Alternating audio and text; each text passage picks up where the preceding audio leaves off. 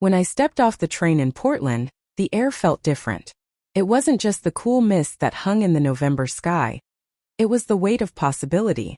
The city buzzed with a kind of anonymity I craved, its streets teeming with people who didn't know me, who didn't know my mistakes, and who wouldn't judge me for leaving everything behind. Leaving had been the hardest decision of my life, but also the simplest.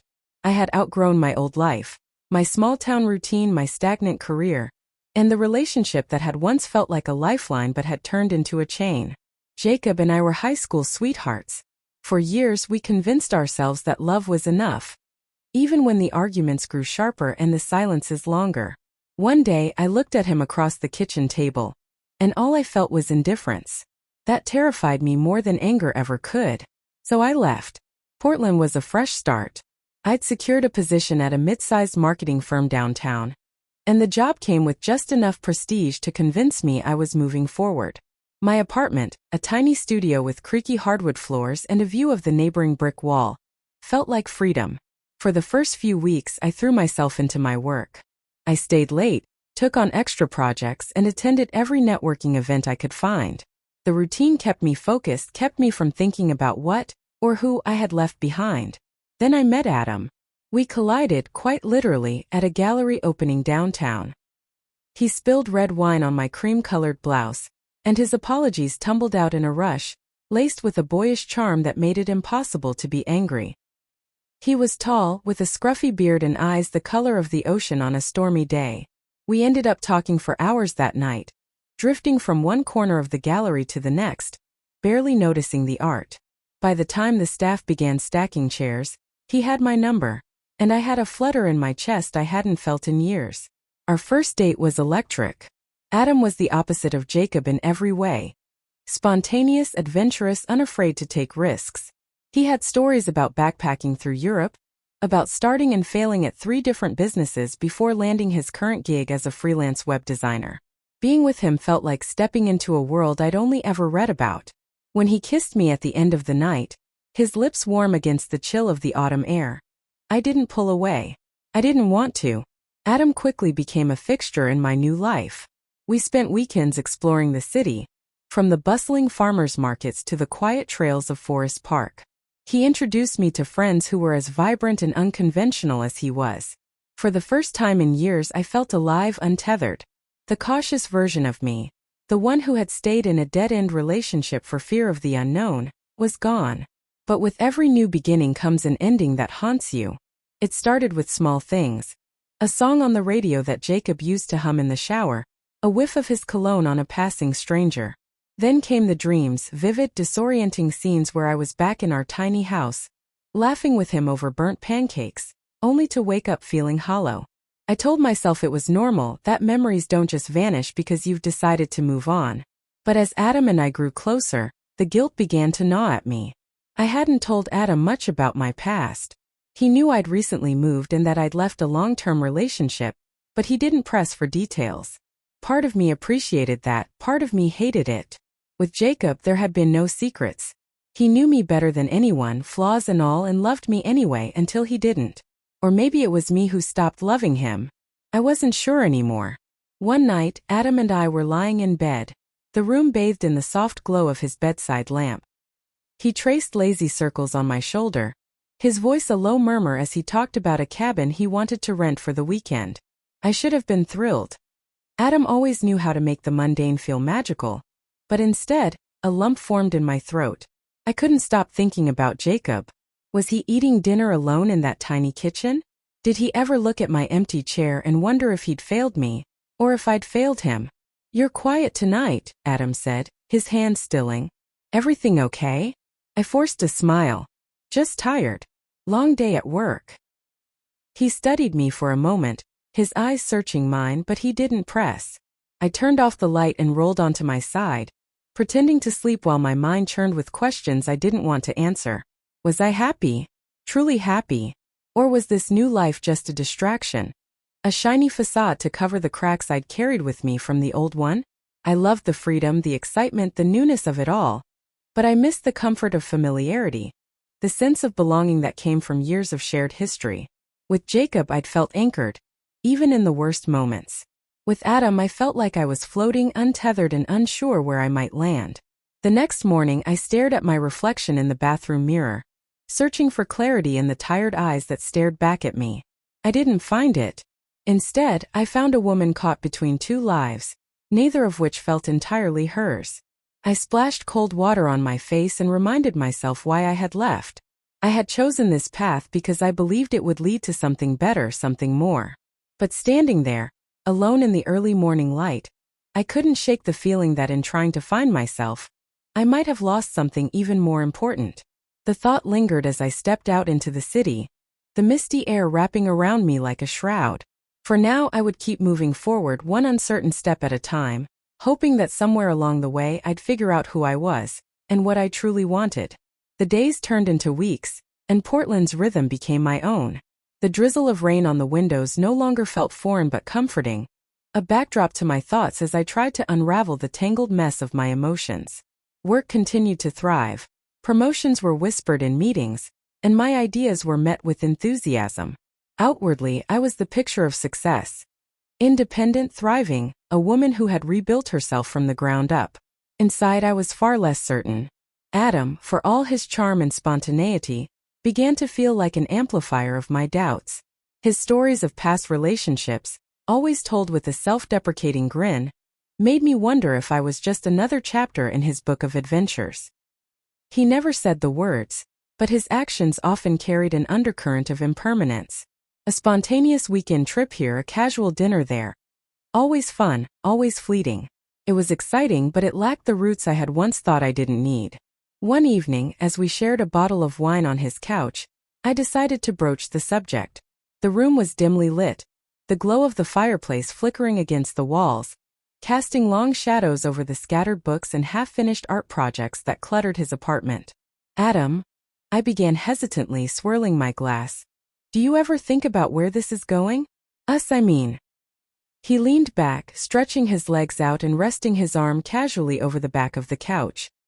His smile was warm, but there was a flicker of caution in his eyes. I try not to overthink things, you know? I like what we have. Don't you? I hesitated. Did I? The truth felt slippery, hard to grasp. Ego.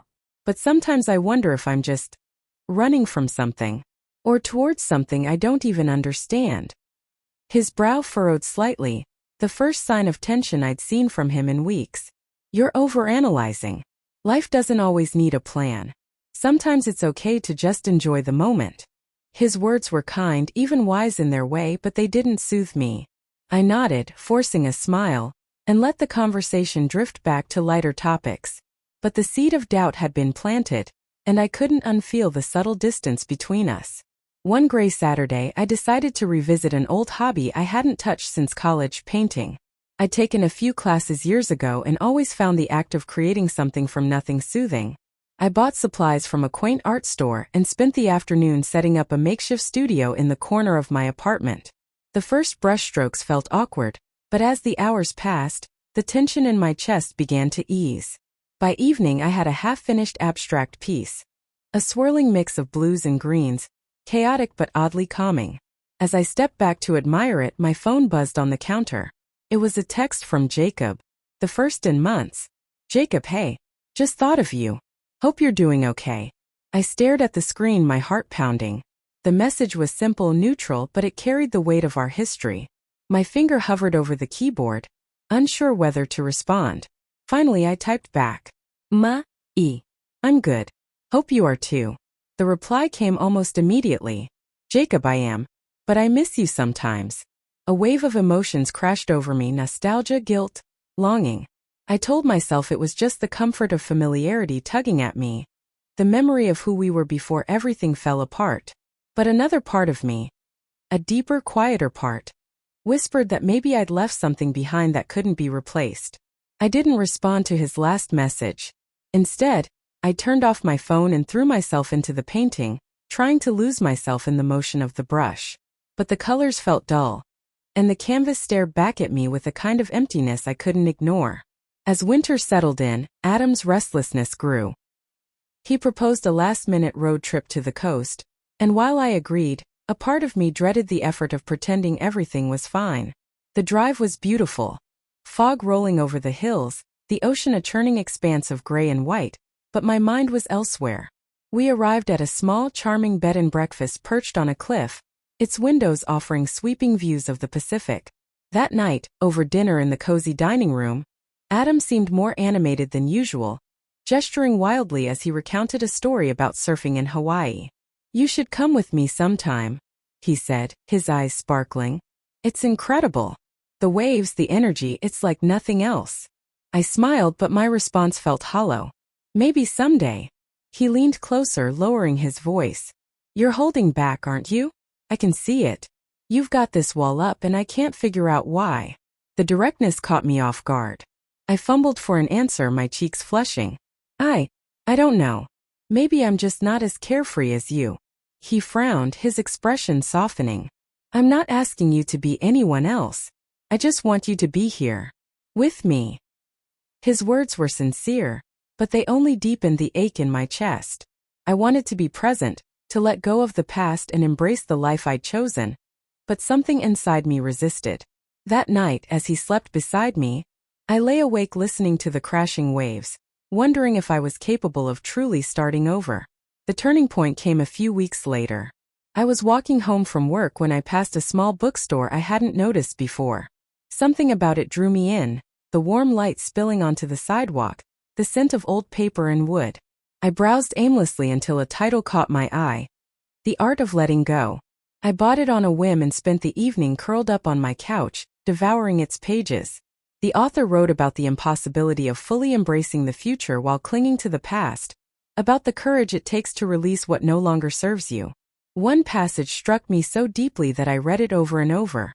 Sometimes we mistake nostalgia for love. We hold on to people and places not because they still fit, but because they remind us of who we used to be.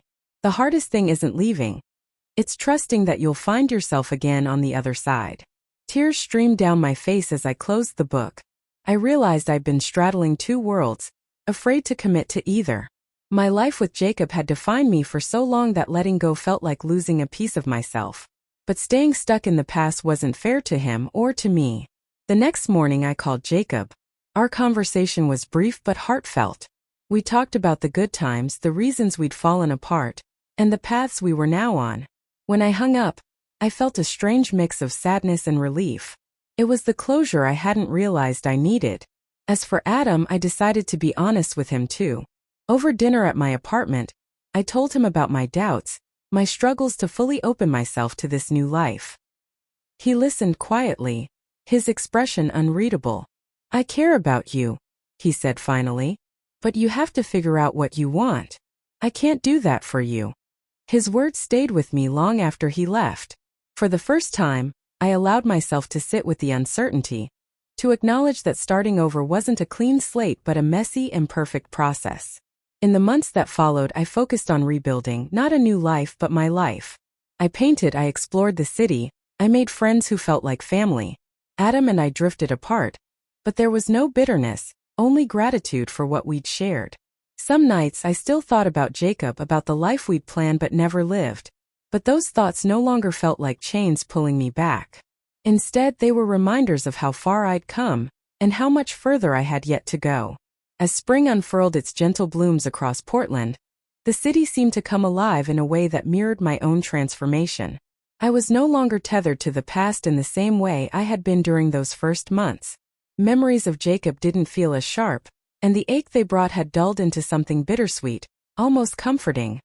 A part of me that I could carry forward rather than something holding me back. My time with Adam had taught me something too. I could step into new experiences, even if I didn't have all the answers. But there was still an emptiness I couldn't quite fill, a quiet part of me that felt incomplete. My career was going well, and I had built a semblance of a social life through coworkers and occasional painting meetups at local studios.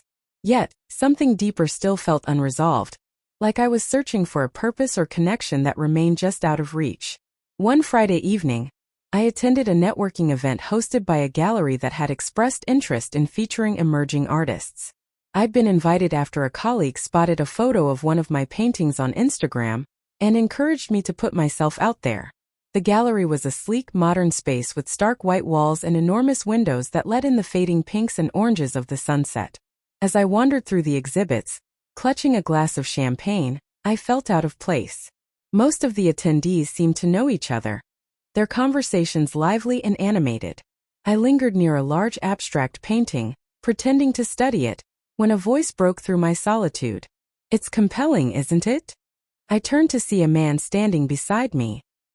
He was older, maybe mid-40s, with salt and pepper hair and a calm, assured presence. He wore a navy blazer over a crisp white shirt, and his dark eyes held a kind of quiet intensity. "It is," I replied, a bit flustered by his sudden appearance. "The colors are unexpected." He smiled, a small, knowing curve of his lips. "That's what I love about it. It challenges you to see things differently." I nodded, unsure of what to say. He extended his hand. "Elliot." "Claire," I said, shaking it. His grip was firm but not overbearing, and his gaze lingered just long enough to make me feel both intrigued and slightly self-conscious. We spent the next hour talking. Elliot wasn't just an art enthusiast. He was one of the gallery's benefactors and had a deep knowledge of the local art scene. Unlike Adam, whose energy had often been frenetic and restless, Elliot had a steady, grounding presence. He asked thoughtful questions about my work, seeming genuinely interested in my answers. By the end of the evening, he'd not only convinced me to submit a portfolio for consideration at the gallery, but had also slipped me his card. "If you ever want to talk about your work, or anything else, give me a call," he said with a faint smile before disappearing into the crowd. Elliot's card sat on my desk for nearly 2 weeks before I worked up the courage to contact him. I wasn't sure why I hesitated. Maybe it was the fear of rejection, or maybe it was the lingering doubt that I belonged in the world he inhabited. But eventually, I sent a tentative email, attaching a few photos of my paintings and thanking him for encouraging me. His reply came the next morning. It was warm and encouraging, with an invitation to meet for coffee to discuss my work further. That coffee meeting turned into a long conversation about art, life, and the paths we take to find ourselves. Elliot was patient, insightful, and refreshingly honest about his own journey. How he'd started out as a struggling photographer before transitioning into the business side of art. As our meetings became more frequent, I began to see Elliot as more than just a mentor. There was an undeniable chemistry between us, a quiet magnetism that drew me to him. But there was also caution. He was divorced with 2 teenage daughters, and his life was far more complicated than mine. Despite that, I found myself thinking about him constantly, replaying our conversations and imagining what it might be like to step into his world. The first time we kissed, it was raining. We had met for lunch at a cozy cafe near the waterfront, and as we stepped outside, the sky opened up in a sudden downpour. Laughing, we ducked under an awning, pressed close together to avoid the rain. The moment lingered, the space between us charged with an unspoken tension. Before I could overthink it, he leaned in, his lips brushing mine softly, tentatively. It felt different than any kiss I'd had before. Not the heady rush of Adam's spontaneity or the comfortable familiarity of Jacob's touch. It was deliberate, thoughtful, and deeply intimate. When we pulled apart, his eyes searched mine, as if looking for permission to believe this could be real. "I've wanted to do that for a while," he admitted, his voice low. "So have I confessed, my cheeks warming despite the chill of the rain. Our relationship unfolded slowly, carefully. Elliot was attentive but never overbearing, always giving me space to navigate my own feelings. He introduced me to his daughters after a few months, and while they were polite, it was clear they were wary of me. I couldn't blame them. I was an outsider in their already fragile family dynamic. But I made an effort, showing up to their school plays and basketball games, even helping the youngest, Sophie, with an art project for her class. For the first time in years, I felt like I was building something solid, something real. But as much as I cared for Elliot, the doubt still lingered. Could I fully trust this new chapter of my life? Or was I destined to repeat the same patterns, always questioning, always searching for more? One evening, as Elliot and I sat in his living room, sipping wine and listening to jazz, he turned to me with a question that stopped me in my tracks. "Claire, do you think you'll ever stop running?" I stared at him, stunned. "What do you mean?" He set his glass down and leaned forward, his expression gentle but serious. "You're incredible. You're talented, kind, and passionate. But sometimes I feel like part of you is still holding back, like you're afraid to fully commit to this life, to us. I want to understand." Tears pricked my eyes and I looked away ashamed. "I don't know," I whispered. "I've been running for so long. I'm not sure I know how to stop." Elliot reached for my hand, his grip warm and steady. "Then let's figure it out together. But you have to let me in, Claire. You have to trust that it's okay to stop and breathe." His words stayed with me long after that night. I realized that starting over wasn't just about leaving the past behind. It was about learning to live fully in the present, to embrace the imperfections and uncertainties of life. It was about finding the courage to let someone see you, flaws and all, and trusting that they wouldn't run away. In the months that followed, I worked on letting go of my fear and embracing the life I was building. My painting was accepted into the gallery, and the opening night was a triumph. Elliot stood by my side, his pride in me evident in the way he smiled and introduced me to his friends and colleagues. For the first time in a long time I felt at peace, not because I had all the answers but because I was learning to live with the questions. My new life wasn't perfect, but it was mine, and for the first time, I was ready to fully embrace it. The gallery opening felt like a culmination of everything I had been working toward. Not just as an artist but as a person trying to find her place in the world. The space was packed with people, their faces bright with curiosity and excitement. My painting hung prominently on a clean white wall, the chaotic swirls of blues and greens drawing people in, sparking conversations. I heard murmurs of admiration as guests lingered, studying the textures and layers, and a soft pride bloomed within me. Elliot stood nearby, his steady presence a source of comfort. He was charming and at ease, introducing me to collectors, artists, and curators with the kind of quiet authority that made people listen. I marveled at his ability to bridge worlds, both the business and the creative, both mine and his. He caught my eye from across the room and gave me a small, encouraging smile. In that moment I felt seen in a way I never had before. As the night wore on, I found myself alone for a brief moment, gazing at my painting. I thought about how it had come together layer by messy layer. There had been no grand plan when I started it, just an instinct to pour myself onto the canvas, to let the chaos inside me take shape. Seeing it now, finished and appreciated, felt like a small triumph. A reminder that even in the mess, there was beauty. Congratulations. I turned to see Sophie, Elliot's younger daughter, standing awkwardly beside me. She had her father's dark eyes but a guarded expression that reminded me how hard it must have been for her to adjust to my presence in their lives. She was holding a small glass of sparkling water and fiddling with the rim. "Thank you, Sophie," I said, surprised but touched that she'd come to the event. "It means a lot that you're here." She shrugged, her teenage coolness intact. "Dad wanted me to come. But it's actually pretty good. Your painting, I mean." I laughed softly, trying to meet her halfway. "High praise. Thank you." She hesitated, then looked at me directly, her voice quieter. "I think my mom would have liked it too." The unexpected comment left me speechless for a moment. Sophie rarely mentioned her mother, and when she did, it was usually in passing. I felt the weight of her words, the tentative olive branch she was extending. "I'd like to think so," I said carefully, my voice steady. "She must have been an amazing woman to raise someone as smart and creative as you." Sophie flushed, muttering something about needing to find her sister before slipping away. But her words stayed with me, a small crack in the wall she had built around herself. It gave me hope that, in time, we might find our own way to connect. After the gallery show, life settled into a new kind of rhythm. My work as an artist began to pick up momentum, with more opportunities trickling in from people who had seen my piece. I started to believe in myself as more than just someone dabbling in art. I was becoming an artist in my own right. But success, I learned, didn't erase uncertainty. While things with Elliot were steady and supportive, there were moments when I still questioned whether I was ready for the life we were building. He made room for me in ways no one else had before, encouraging me to take risks and celebrate my accomplishments.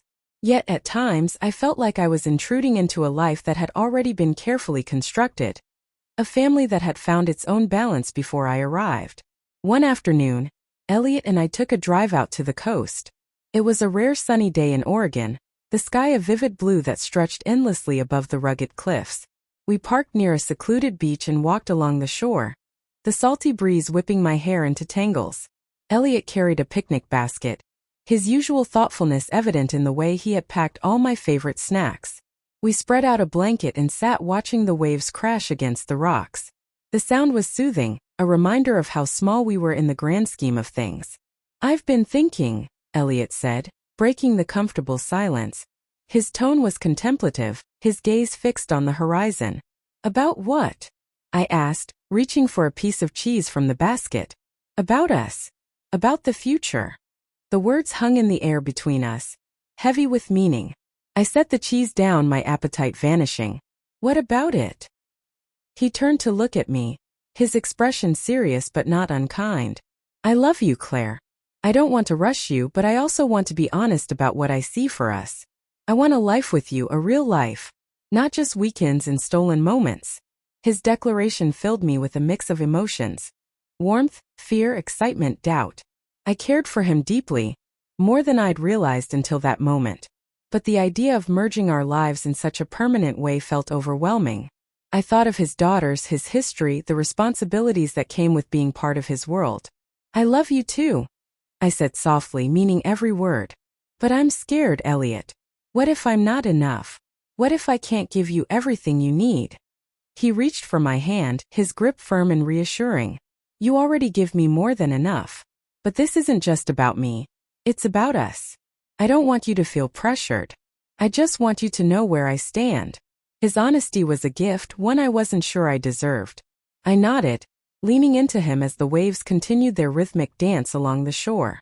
For now it was enough to be here, to let the moment wash over us like the tide. As summer approaches, I found myself reflecting on how far I had come.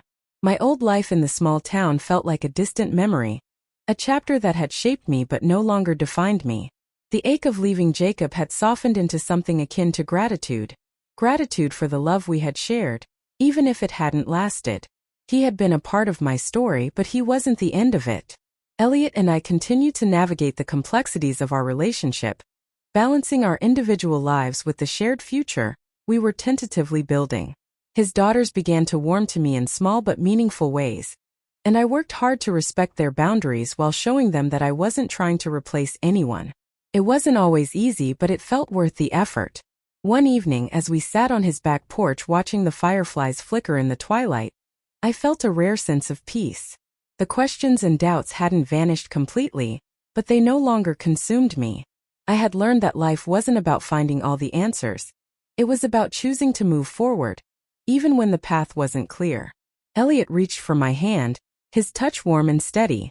"You seem happy," he said, his voice quiet. "I think I am," I replied, surprising myself with the truth of it. And in that moment I believed it. For the first time in a long time, I believed I could build a life here. A life that was messy and imperfect but filled with love, creativity, and possibility. The future was still uncertain, but I was ready to face it one step at a time. As summer stretched lazily into its long golden days, I found myself settling into a rhythm that felt more natural than anything I'd experienced in years. My mornings were filled with quiet cups of coffee by the window of my studio, where the soft light of dawn illuminated half-finished canvases and scattered brushes. The city seemed slower in the summer, its usual rain replaced by warm breezes and sun-dappled streets. Portland had begun to feel like home, not just the place I lived but the place I belonged. My relationship with Elliot deepened in ways I hadn't expected.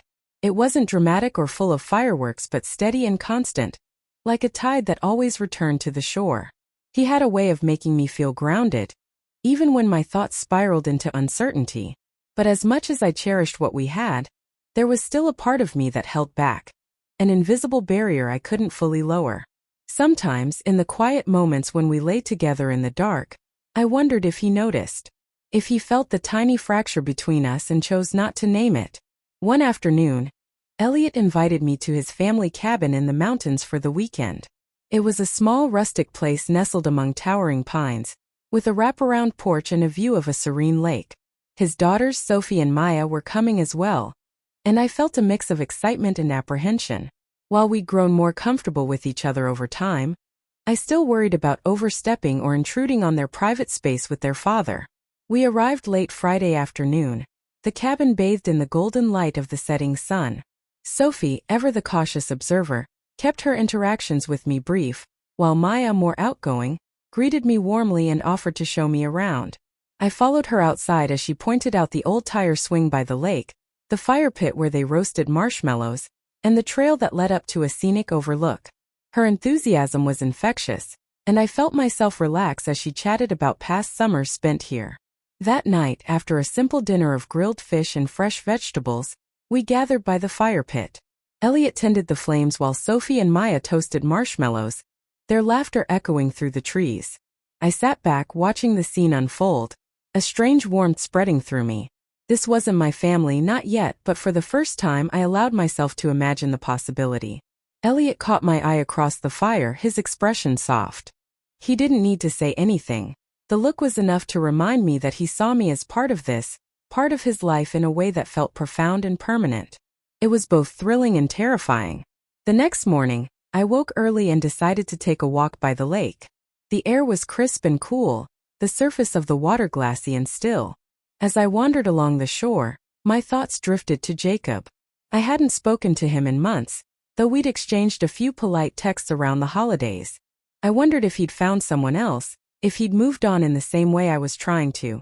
The thought brought a pang of guilt, though I wasn't sure why. I had no claim on him anymore, just as he had none on me. But guilt had a way of lingering, of sneaking into the quiet moments when I thought I'd finally outrun it. As much as I tried to focus on the present, on Elliot, on my art, on this life I was building, there was a part of me that still felt tethered to the past. I wondered if I would ever truly let it go. Later that afternoon, Sophie surprised me by asking if I wanted to go for a hike. "It's just up the ridge," she said, her tone casual but her expression almost shy. "It's a good view." I agreed, touched by the gesture. The trail wound through dense forest, the air fragrant with pine and damp earth. Sophie was quiet at first, her eyes scanning the path ahead.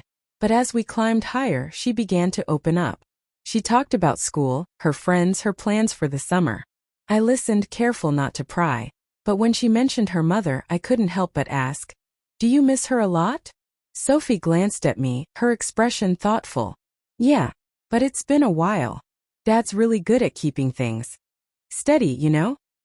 He's not the kind of person who falls apart." I nodded, understanding what she meant.